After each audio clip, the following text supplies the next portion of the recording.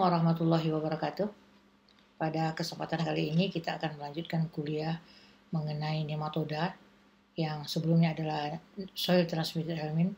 Sekarang kita lanjut dengan non soil transmitted helminth.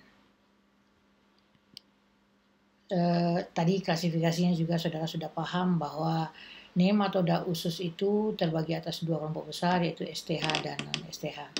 Kali ini kita akan membicarakan tentang non-STH, yaitu ada dua spesies yang menjadi parasit dari kelompok non-STH ini, yaitu Oxyurus vermicularis dan Trichinella spiralis.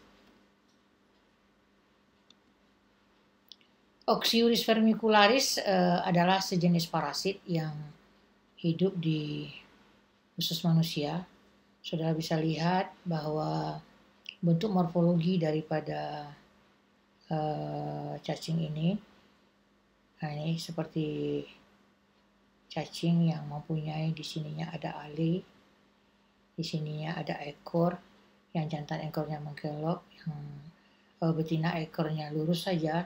Tetapi selalu pada cacing, kalau yang betina itu ukuran tubuh daripada cacing betina jauh lebih besar, karena dia akan mengandung telur daripada cacing yang akan menjadi generasi berikutnya. Nah, ciri-cirinya dewasanya itu mempunyai ale yang sudah saya katakan tadi. Cacing betinanya berukuran 8-13 mm kali 0,4 mm. Kemudian ekornya panjang dan runcing. Nih, bisa dilihat kan? Nah, kemudian uterus penuh dengan telur. Nih. Nah, kemudian grafit bisa mengandung sampai 15.000 telur. Kemudian bermigrasi dari perianal, kemudian bertelur, kemudian setelah itu bisa dia mati. Cacing jantan ukurannya lebih pendek, yaitu 2-5 mm saja. Ekornya melingkar. Nah, mati setelah kopulasi. Kasihan kita dengan cacing jantan ya, satu kali kopulasi kemudian dia akan mati. Selanjutnya, cacing dewasa daripada Oxyurus vermicularis ini, kita bisa lihat ini, cacing dewasa yang masih hidup berwarna putih. Kemudian di dalam cacing dewasa ini nanti akan keluar telur yang berbentuk asimetris. Nih, bisa dilihat seperti biji kopi. Nanti kalau di bawah mikroskop kita lihat ini akan jelas seperti biji kopi, transparan. Kemudian cacing dewasa betinanya seperti ini, yang jantannya ini. Nah, nanti telurnya ini akan bisa kita lihat di bawah mikroskop. Saudara perhatikan dengan seksama, ini sediaan yang langsung, ini sediaan yang sudah diawetkan. Ya. Nah, selanjutnya cara infeksi daripada Oxyurus vermicularis ini, yang pertama bisa telan telur matang, bisa retroinfeksi, dan bisa juga autoinfeksi. Kalau kita lihat di dalam siklus hidupnya, nah ini seseorang yang tertelan telur matang tadi ya. Nah, nanti akan masuk ke dalam usus, kemudian nanti akan menetap di dalam usus ini, di sekumnya. Kemudian ada juga yang cara infeksinya dengan autoinfeksi. Nanti cacing betina yang grafit akan menuju anus kan. Nah, di sana dia nanti akan menetas. Nah, telur yang dikeluarkan itu akan menjadi larva. Nah, kalau kadang-kadang larva ini tersentuh dengan tangan yang belum dicuci, bangun tidur mungkin sedang tidur bisa garuk-garuk, kemudian tertelan telurnya ini. Nah, nanti akan terjadi reinfeksi. Tetapi kalau larvanya ini nanti akan masuk lagi ke anus, namanya retroinfeksi. Jadi ada yang melalui telur yang matang, ada yang retroinfeksi, ada yang autoinfeksi. Ya.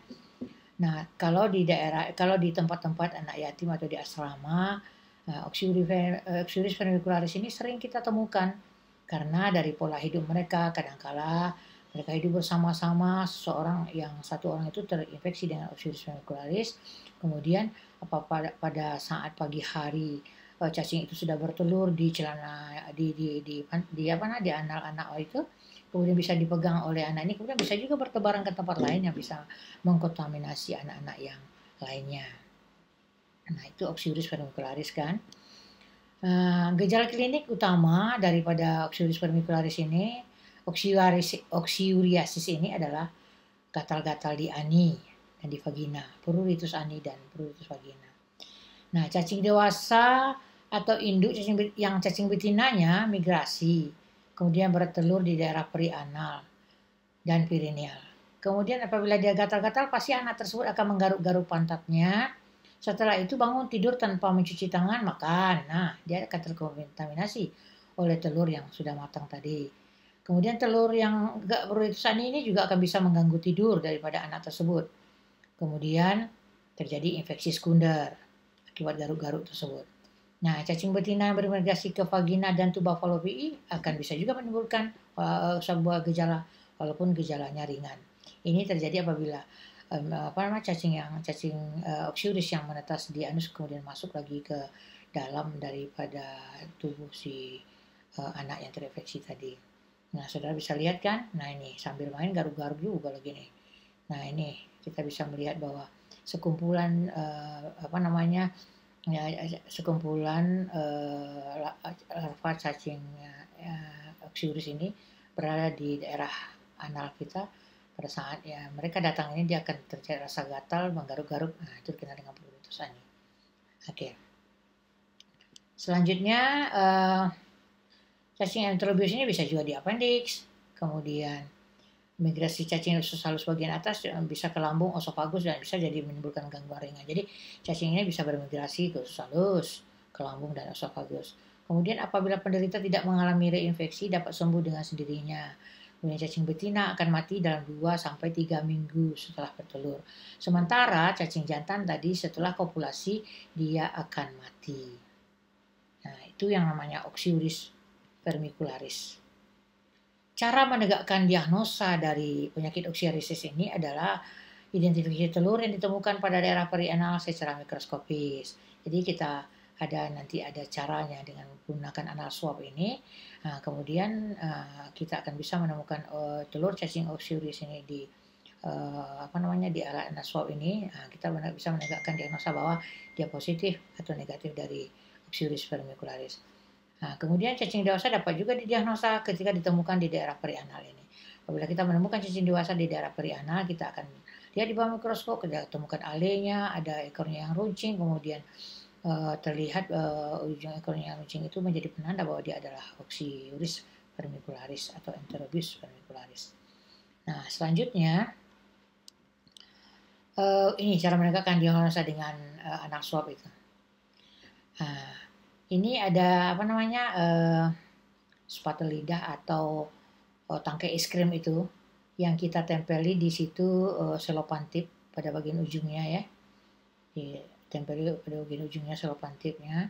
Kemudian nanti kalau dimasukkan ke dalam sebuah tabung, nanti selopan tip yang ada di ujung tangkai es krim ini kita akan tempelkan di bagian anal, di seputar anal daripada si penderita. Nah, selanjutnya kita bawa ditaruh di objek gelas, kemudian digunting dan dilepas selopan tip yang sudah kita gunakan untuk mengambil telur tadi. Nah, kemudian kita lihat di bawah mikroskop, kita akan bisa menemukan telur daripada oxiuris vermicularis. Nah, itu yang dikenal dengan alat anal swab. Nanti saudara mungkin akan melakukan praktikum seperti itu juga. Nah, satu spesies lagi adalah Trichinella spiralis. Trichinella spiralis ini di daerah-daerah yang tidak memakan daging babi biasanya jarang akan terinfeksi oleh Trichinella spiralis ini. Daerah endeminya biasanya di daerah Filipina banyak ditemukan ini. Yang menjadi host space dari Trichinella spiralis ini bisa manusia, bisa binatang seperti babi, tikus, beruang, kucing, anjing, dan babi hutan. Penyakitnya dikenal dengan trichinosis atau trichinellosis dan trichiniasis. Penyebarannya itu kosmopolit, dapat ditemukan di mana saja tapi jarang ditemukan di daerah yang mayoritas muslim karena kita tidak memakan babi ya. Nah, selanjutnya Trichinella spiralis ini morfologinya seperti ini, saudara bisa lihat nih. Panjang cacing jantannya lebih pendek daripada cacing betina. Nah, bagian anterior lebih ramping dan berisi sitosom osopek. esophagus. Nah, ujung posterior lebih tumpul dan mempunyai congenital papil. Nih. Nah, cacing jantan jarang dapat ditemukan karena biasanya mati setelah kopulasi. Yang betina 3-4 mm, diameternya 0,06. Mungkin anteriornya lebih ramping dibanding posteriornya. Nah, vulva terletak seperlima bagian anterior tubuhnya. Nah, yang mana seperlimanya nih? Di vulvanya. Nah, kemudian yang betina yang grafit nampak mengandung larva dan dalam uterusnya. Cacing betina berumur lebih panjang daripada cacing jantan. Iya, yang satu sudah kopulasi, yang ini bisa sampai hidup sampai 7 minggu. Nah, Trichinella spiralis. Sudah bisa lihat ini bahwa kista dari Trichinella spiralis ini di dalam otot nih, cacing dewasa yang berkembang di usus halus setelah menginfeksi oral, kemudian larva atau cacing kecil merupakan larva yang baru lahir ini. Nah, ini dia akan bermigrasi dan nanti yang C ini adalah larva infektif ini. Nah, kemudian akan hidup di daerah otot-otot daripada babi ini. Vivipar, dia melahirkan anak ini. Anak yang dihasilkan itu, larva yang dihasilkan itu lebih kurang 1.500 ekor larva. Nah, kalau cara infeksinya memakan daging babi yang mentah atau kurang matang yang mengandung kista yang berisi larva. Kista yang berisi larva ini biasanya ditemukan pada otot daripada babi. Nah, ini daur hidupnya nih. Babi yang tidak dimasak dengan sempurna, ketetelan dari manusia, nanti kista yang mengandung larva ini akan menetas di usus halus. Kemudian sudah lihat seperti yang digambar tadi. Nah, kemudian akan menjadi larva infektif. Seterusnya akan menjadi hidup di otot-otot daripada orang yang terinfeksi ini. Nah, selanjutnya, kenapa tidak mau jalan ini?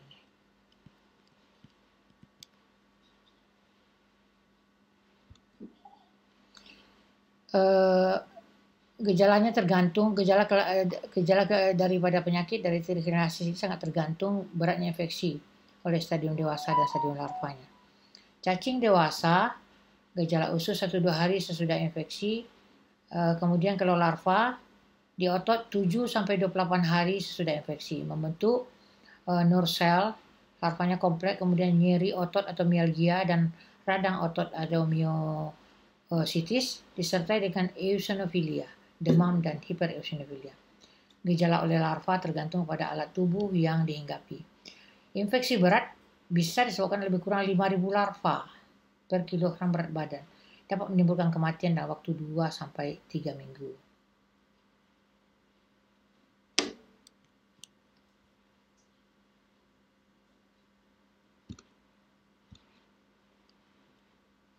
Nah, diagnosa dapat ditegakkan di laboratorium, diagnosa klinik bisa, kemudian diagnosa laboratoriumnya dengan menemukan nursel larva kompleks di dalam biopsi otot, kemudian tes kulit dengan antigen larva Trichinella yang positif pada minggu kedua atau keempat, kemudian deteksi DNA spesifik Trichinella dengan PCR, kemudian bisa juga dengan tes serologi.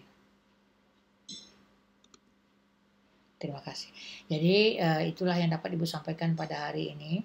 Kedua parasit ini ditemukan secara kosmopolit, tetapi Oxyuris vermicularis kita temukan di mana saja, tetapi kalau untuk Trichinella spiralis hanya ditemukan di daerah-daerah orang yang mengkonsumsi daging babi. Sekian dan terima kasih, semoga ilmu yang Ibu berikan ini akan bermanfaat kepada saudara semuanya. Terima kasih. Assalamualaikum warahmatullahi wabarakatuh.